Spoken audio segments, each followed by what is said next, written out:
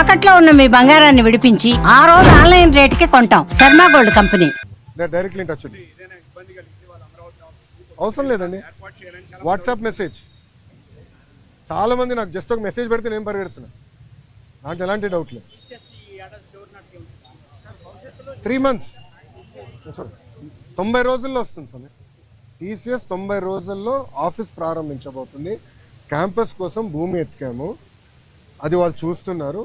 Finalise అయింది, అదొక 2-3 సంవత్సరాలు పడుతుంది. కట్టాలి కదా క్యాంపస్ అనేది, టైం పడుతుంది. మినిమం 2 years పడుతుంది క్యాంపస్ కట్టేదానికి. ఈ లోపల టెంపరీ అంటే రెంట్కి తీసుకుని అకామిడేషన్లో స్టార్ట్ చేస్తాం.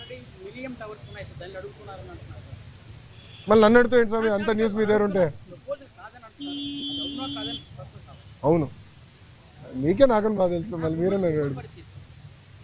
వాళ్ళు అది టెక్నికల్గా నేను చెప్పకూడదు స్వామి, ఎన్డీఏలో ఉన్నాను. నాన్ డిస్క్లోజర్ అగ్రిమెంట్ సైన్ చేశాను నేను చెప్పకూడదు. ప్లీజ్ అండర్స్టాండ్, లీగలీ బైండింగ్ ఇదమ్మా. మళ్ళీ నేను ఇదే కోర్టుకి రావాలి. ఓకే, అది నేను ఎందుకంటే అది ఎన్డీఏలో ఉన్నాం కనుక అయిందమ్మా.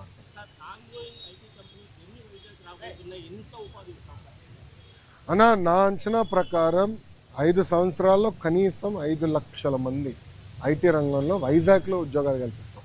5 లక్షలు.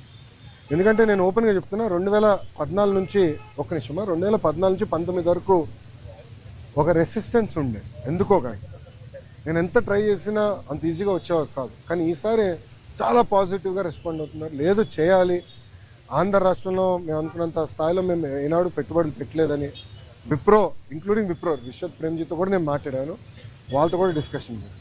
సో అందరు కూడా ఇప్పుడు ఎక్స్పాన్షన్ మోడ్లో ఉన్నారు. లేదు ఎట్టి పరిస్థితుల్లో వైజాగ్లో చేయాలని తప్పంతో ఉన్నారు. నేను అనుకుంటూ కనీసం 5 లక్షల మంది కన్నా చేయగలుగుతాను అవుతుంది.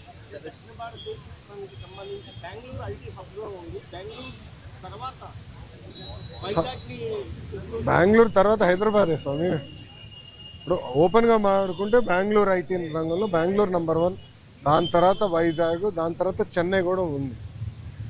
మన ప్రభుత్వ ఆలోచన ఏంటంటే ఇప్పుడు ఐటీ రంగంలో కొత్తవి వచ్చినాయి. ఇప్పుడు డీప్ టెక్నాలజీ, మనకి బిగ్ డేటా, మనకి ఆర్టిఫిషియల్ ఇంటెలిజెన్స్ ఇవన్నీ వచ్చినాయి. అవన్నీ వాడి మనం లీప్ ఫ్రాగ్ చేయాలనేది మనం ఒక లక్ష్యంగా పెట్టుకున్నాం. దాంట్లో భాగంగా డేటా సిటీ ఒకటి డిస్కస్ చేసాము, కాగ్నిసెంట్ వాళ్ళతో మాట్లాడాము, టీసీఎస్ వాళ్ళు వచ్చేసారు, ఇన్ఫోసిస్ వాళ్ళు క్యాంపస్ ఎత్తుకుతున్నారు, దాని తర్వాత విప్రోలో ఎక్స్పాండ్ చేస్తాం అనుకుంటున్నారు. ఇట్లా టాప్ 100 కంపెనీస్తో మేము డిస్కషన్ చేస్తాం. అది ఒక భాగం. రెండోది జీసీసీ, గ్లోబల్ కేపబిలిటీ సెంటర్ అని పెట్టారు. అదేంటంటే ఫార్చ్యూన్ 2000 కంపెనీస్ ఉంటాయి. అంటే మనం జనరల్గా ఫార్చ్యూన్ 500 అంటాం, అంటే పెద్ద కంపెనీ. దాని కింద ఉంటాయి అంటే $200 million, $300 million రెవెన్యూ ఉన్న కంపెనీలు కూడా ఉంటాయి. అంటే 2,500 కోట్ల నుంచి 3,000 కోట్ల రెవెన్యూ కంపెనీ ఉంటాయి. వాళ్ళందరూ కూడా భారతదేశంలో ఒక డెవలప్మెంట్ సెంటర్ పెట్టాలనుకుంటారు. దాన్ని జీసీసీ అంటారు. ఆ జీసీసీ కూడా డైరెక్ట్గా వాళ్ళు పెట్టుకుని ఏం చేస్తారంటే కాగ్నిసెంట్ అన్నో ఏఎన్ఎస్ఆర్ లాంటి సంస్థలతో వాళ్ళు మాట్లాడి మీరు పెట్టండి, మీ దగ్గర మేము కొంటామండి. సో వాళ్ళతో కూడా మేము టచ్లోకి వెళ్ళి వాళ్ళు కూడా మీరు జీసీసీ పెట్టండి, భూములు నేను చౌకగా ఇస్తా. నేను ఏ స్థాయికి వెళ్ళానంటే మీ అందరికి వేయడండి, మొదటి 500 ఐటీ కంపెనీలకి భారతదేశంలోనే ఎవరిని ఇవ్వని విధంగా అతి తక్కువ ధరకి భూమి ఇస్తాను నేను హామీ ఇచ్చా. అతి తక్కువ ధర ఫస్ట్ కేటాయింపు అయిన తర్వాత మీరు ఆశ్చర్యపోతారు. నేను కమిట్మెంట్ ఇచ్చాడు డావోస్లో మొదటి 500 కంపెనీలు.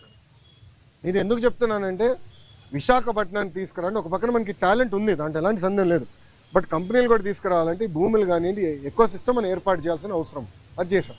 గతంలో హెచ్సిఎల్ కూడా నేను అట్టనే ఇచ్చాను. చాలామంది ఎగతాళి చేశారు. కానీ ఈరోజు వెళ్ళి మీరు చూడండి, విజయవాడలో హెచ్సిఎల్ ఎక్స్పాండ్ చేస్తున్నారు. ఇప్పటికే 4,000 మంది పనిచేస్తున్నారు, అది ఎక్స్పాండ్ చేస్తున్నారు. అదే ఆనాడు మేము వేసిన ఇత్తనం. విశాఖపట్నంలో పెద్ద ఎత్తున ఐటీ పరిశ్రమలు వస్తాయి. Mark my words, date time stamp కూడా చేసుకోండి. వాళ్ళు ఆపమంటున్నారు, మీరేం ప్రశ్నలు అడుగుతున్నారు. మీకేంట మీకు బాగా చోట్ల సరిపోతుందా? నాకు పర్లేదు, నాకు అలవాటే కదా, పాదయాత్రలో నడిచే కదా అయ్యి ఉంది.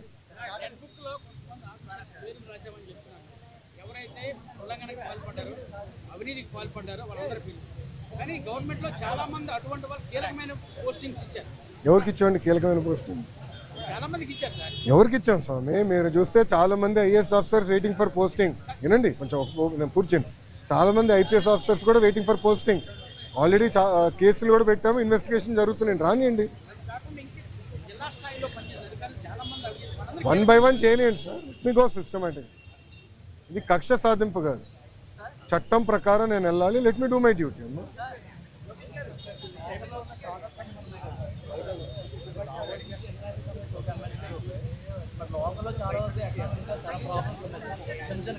అవును అవును, దానికి ఏం చేసామంటే అమ్మా, నెక్స్ట్ బడ్జెట్లో రతన్ టాటా ఇన్నోవేషన్ హబ్ అని రతన్ టాటా గారి పేరుతో పెట్టామమ్మా. దానికి ఒక ఎకో సిస్టమ్ క్రియేట్ చేయాలి, దానికి ఒక పాలసీ మేము తీసుకొస్తాం. నెక్స్ట్ బడ్జెట్లో పెట్టి ఏప్రిల్ నుంచి మేము సీడ్ చేస్తాం. సో డబ్బులు కేటాయింపులు కానీ అన్ని చేసే బస్ మేము తీసుకుంటాం. Okay sir, sorry. అవును సార్,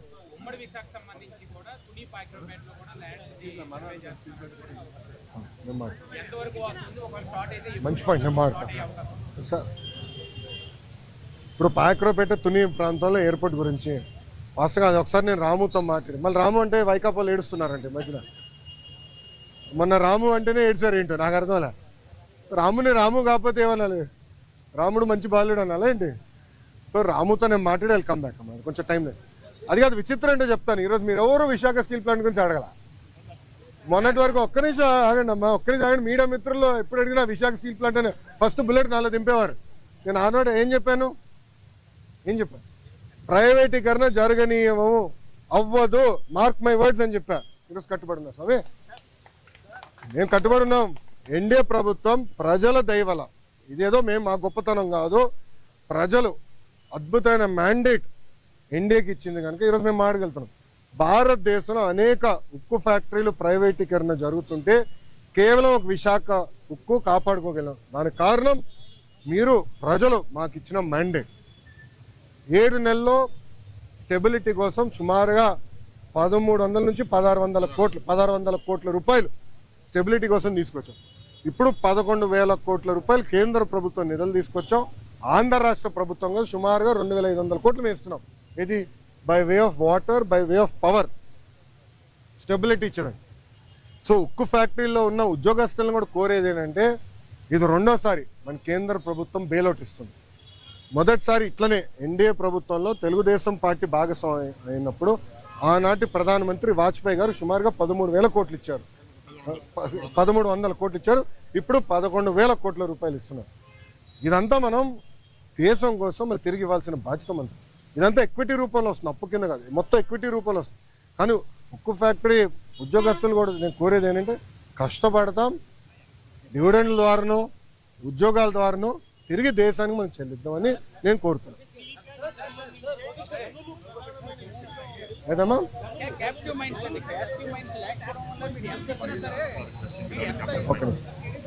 ఒక్క నిమిషం, I'm sorry, that is the wrong argument.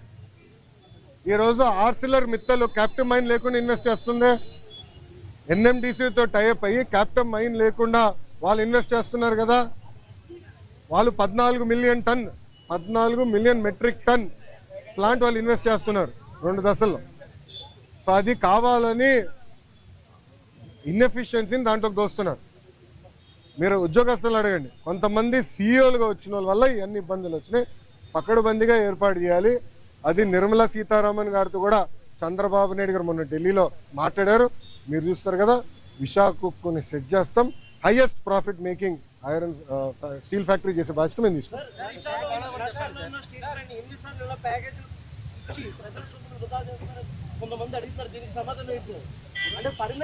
విచిత్రం ఏంటంటే చేయకపోతే ఏమో ప్రైవేటీకరణ అని మీరే అడుగుతారు, ఇస్తే ఏమో ప్రజల డబ్బు వృధా చేస్తాను అన్న. ఒక మాట, విశాఖ ఉక్కుకి చాలా ఎమోషనల్ అటాచ్మెంట్ ఉంది ఆంధ్ర రాష్ట్ర ప్రజలకు.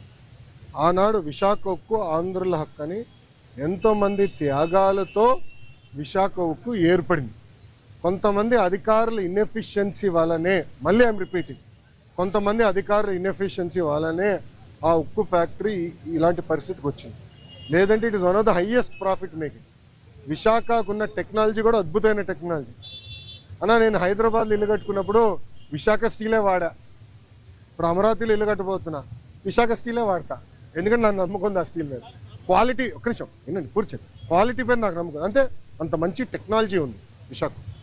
కొంతమంది లీడర్షిప్ వల్ల దెబ్బతిన అది నిర్మలా సీతారామన్ గారితో కూడా చర్చ జరిగింది. పకడ్బందైన లీడర్షిప్ని మేము తీసుకొస్తాం, దాని దారిలో పెడతాం, డివిడెండ్ ద్వారా ఉద్యోగాల ద్వారా మళ్ళీ దేశాన్ని తిరిగి మేము డబ్బులు ఇస్తాం. ఓకేనా?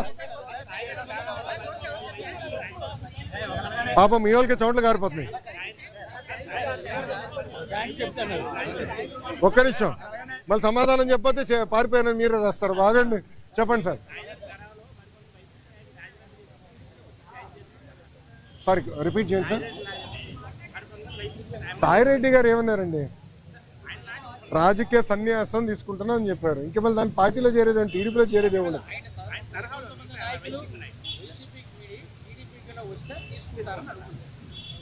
అది case by case will decide. ఎందుకంటే మా కార్యకర్తలను ఇబ్బంది పెట్టిన నేను ఎందుకు తీసుకుంటా? మా కార్యకర్తల పైన కేసులు పెట్టిన వాళ్ళు ఎందుకు తీసుకుంటా? అరే నా పైన కూడా కేసులు ఉన్నాయి స్వామి. ఎస్సీ ఎస్టీ కేసు ఉంది నా పైన, అటెంప్ట్ మర్డర్ కేసు ఉంది. అవన్నీ ఇప్పుడు జరుగుతున్నాయి కదా సార్.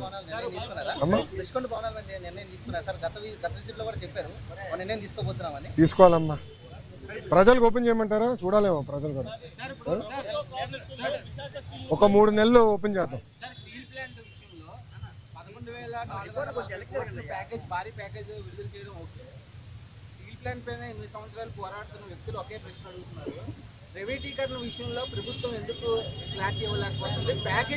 స్వామి ఒక్క నిమిషం, ఇంకా ఎన్నిసార్లు చెప్పాలి స్వామి?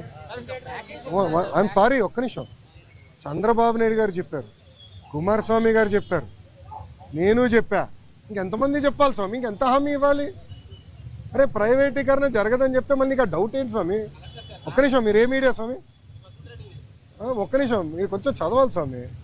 ప్రైవేటీకరణ జరగదని చెప్పిన తర్వాత ఇంకేం డౌట్ స్వామి? నేను స్ట్రైట్ క్వశ్చన్ మిమ్మల్ని అడుగుతున్నా.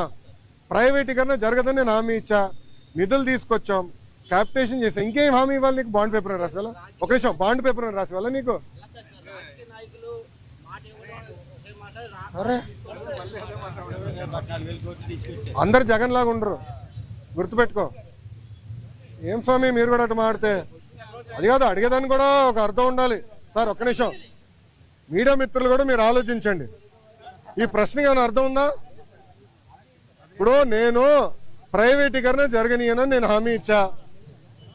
7 నెలల్లో ఎంపీ గారు పోరాటం వల్ల, ఎమ్మెల్యేల పోరాటం వల్ల 1600 కోట్ల రూపాయలు తీసుకొచ్చాం. భారతదేశం వ్యాప్తంగా అన్ని ఉక్కు ఫ్యాక్టరీలు ప్రైవేటీకరణ జరిగే సమయంలో విశాఖ ఉక్కుకే, కేవలం విశాఖ ఉక్కుకే 11,000 కోట్ల రూపాయలు ఎక్విటీ రూపంలో, నాట్ డెట్, ఎక్విటీ రూపంలో కేంద్ర ప్రభుత్వం తీసుకొస్తుంది. రాష్ట్ర ప్రభుత్వం కూడా సుమారుగా 2,000 పైచిలుక కోట్ల రూపాయలు ఎక్విటీ రూపంలో తీసుకొస్తుంది. మళ్ళీ ప్రైవేటీకరణ అడుగుతాడు. ఈయన నాకే అర్థం అవుతుంది. నీకు ఎట్ట సమాధానం చెప్పాలి రప్ప? మీరే చెప్పండి, నాకు అర్థం. ఒక నిమిషం, నేను చాలా స్పష్టంగా దీని గురించి చెప్పదలుచుకున్నా. పిల్లలకి ఎలాంటి ఇబ్బంది లేదు ఈరోజు.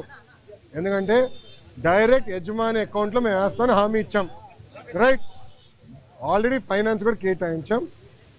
ఓన్లీ ఇష్యూ ఏంటంటే కేంద్రం నుంచి దళితులకి కేంద్రం నుంచి డబ్బులు వస్తామా, అది లింకింగ్ ప్రాసెస్లో అయిపోతుంది, త్వరలో రిలీజ్ అవుతుంది. సో డైరెక్ట్ అకౌంట్లో వేస్తాం. ఎవరు పిల్లల అకౌంట్, తల్లిదండ్రులకి ఎలాంటి ఇబ్బంది లేదు, వాళ్ళని పిల్లలు చదివించుకోవచ్చు, యజమాని అకౌంట్లో వేస్తాం.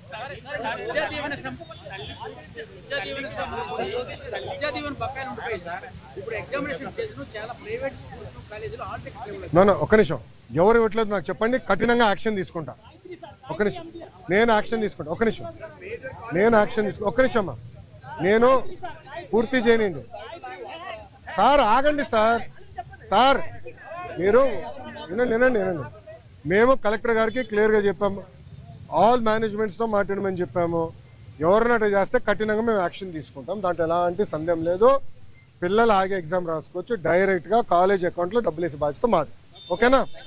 ఇప్పుడు ఒక నిమిషం, గత ప్రభుత్వం, ఒక్క నిమిషం చప్పట్లు కొట్టే మనలో, గత ప్రభుత్వం సుమారుగా 3,000 కోట్ల రూపాయలు బకాయిలు పెట్టిపోయింది. ఎందుకు పెట్టారో వాళ్ళని అడగండి, కోడిగుడ్డుని అడగండి ఒకసారి. ఎందుకు బకాయిలు పెట్టిపోయినాడు?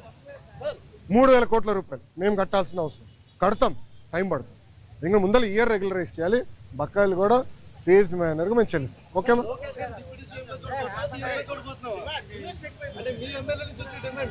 తెలుగుదేశం పార్టీ కార్యకర్తగా చూస్తున్నాను అంతే, నాకు అవసరం లేదు అన్నా. ఒక్క నిమిషం, చంద్రబాబు నాయుడు గారు నాకు ఏ బాధ్యత ఇచ్చినా అహర్నిశలు నేను కష్టపడతా, పని చేస్తా, పార్టీని బలోపేతం చేస్తా.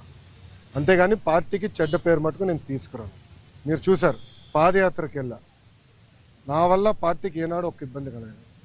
నేను ఒక క్రమశిక్షణతో పార్టీ నాకు ఇచ్చిన ప్రతి బాధ్యత నేను నెరవేరుస్తాను, కట్టుబడి ఉన్నా. కొత్త కమిటీల్లో నేను కూడా ఒక చర్చ చేస్తున్నా, రేపు పాలిట్ బ్యూరోలో డిస్కస్ చేస్తున్నా. ఒక వ్యక్తి ఒక పదవిలో 3 టర్ముల కన్నా ఎక్కువ ఉండకూడదు నేను వ్యక్తిగతంగా నమ్ముతాను. అది నా వ్యక్తిగత అభిప్రాయం, పార్టీ అభిప్రాయం కాదు, నాయకుల అభిప్రాయం కాదు, నా అభిప్రాయం, లోకేష్గా నా అభిప్రాయం. నేను కూడా ఈసారి నేషనల్ జనరల్ సెక్రటరీగా ఉండకూడదని నేను భావిస్తాను. ఎందుకంటే 3 టర్ములు నేను అక్కడనే ఉంటున్నాను. వేరే వాళ్ళు కూడా అవకాశం రావాలి. గ్రామ పార్టీ నుంచి పార్టీలో మూవ్మెంట్ పాలిట్ బ్యూరో వరకు రావాలనేది నా లక్ష్యం, నా ఆలోచన. రైట్ ఆర్ రాంగ్ అది పెద్దలు నిర్ణయిస్తారు, నా ఆలోచన అది.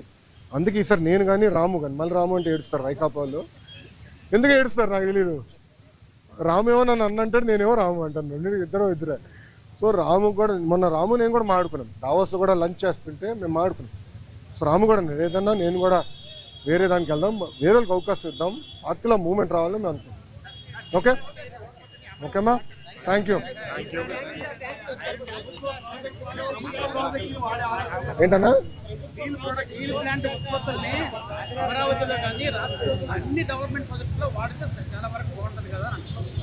అన్న కరెక్ట్ అన్నా, కానీ దానికి ఏమవుతుందంటే అది లీగలీ బైండింగ్ అవ్వచ్చు, అది ప్రాబ్లం. అంటే రేపు ఇప్పుడు ఓపెన్ మార్కెట్ ఉన్నప్పుడు ఏమవుతుందంటే, రేపు ఎవరన్నా కోర్టుకు వెళ్ళి ఒకటి కేసు ఇస్తాడు, ఇంకో వాళ్ళు ₹1 తక్కువ ఇస్తున్నారంటే ఫినిష్డ్, అడిగే వాళ్ళు గొడవలు అవుతాయి. ఆ ప్రాబ్లమ్స్ ఉన్నాయి, అది కూడా డిస్కస్ చేసాం మేము. అది టెండర్ ప్రాసెస్ ఫాలో అయిపోతే మళ్ళీ అందరూ ఇబ్బంది పడతాం. ఓకేనా, హ్యాపీనా, ఆల్ క్వశ్చన్ ఆన్సర్. సాక్షి కూడా రాలా, నెక్స్ట్ టైం పట్టుకురండి, నెక్స్ట్ టైం పట్టుకురండి సాక్షిని. నేను ఎక్కడ ఉన్నా కదా, ఏం మరో సాక్షి TV9 రాలా, వచ్చాడు, TV9 వచ్చాడు, రెడీగా ఉన్నాడు. Okay boss, thank you sir, జై హింద్. పార్టీ ఆఫీస్ కలుస్తారా? Party office